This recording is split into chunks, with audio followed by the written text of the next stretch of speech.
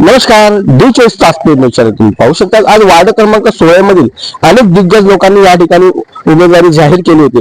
भाजप व शिवसेनेच्या माध्यमातून या वार्डामध्ये अनेक प्रकारचे तर्क वितर्क लावत होतं. पण आज या ठिकाणी जे जोगी आहेत त्यांचा लढा आज भाजपच्या काही नेत्यांशी, जिल्हाध्यक्ष यांच्याशी आपण नेमकं जाणून घेऊया. आज त्यांनी या ठिकाणी मतदान केलं, काय सांगणार ते?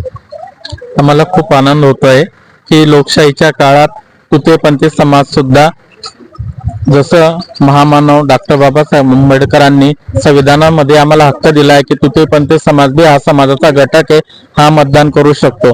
तर आज आम्हाला खूप आनंद आहे की आम्ही आज मतदानही केलंय आणि मी आज एक लोकप्रतिनिधी म्हणून उभी राहिली.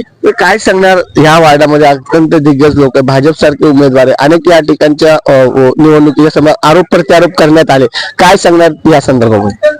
हे बघा, समोरासमोर उभं राहिलं तर आरोप प्रत्यारोप होत राहतो आणि भाग विकासावर बोलत असतो. आम्ही जो विकासाची धुरा हातात घेतलेली त्याप्रमाणे आम्ही पुढे चालणार आहे.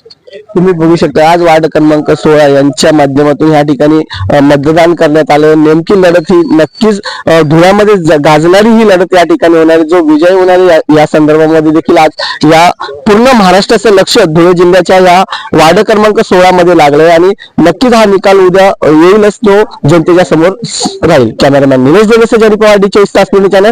जय हिंद, जय महाराष्ट्र. बातमी पक्की लागावे.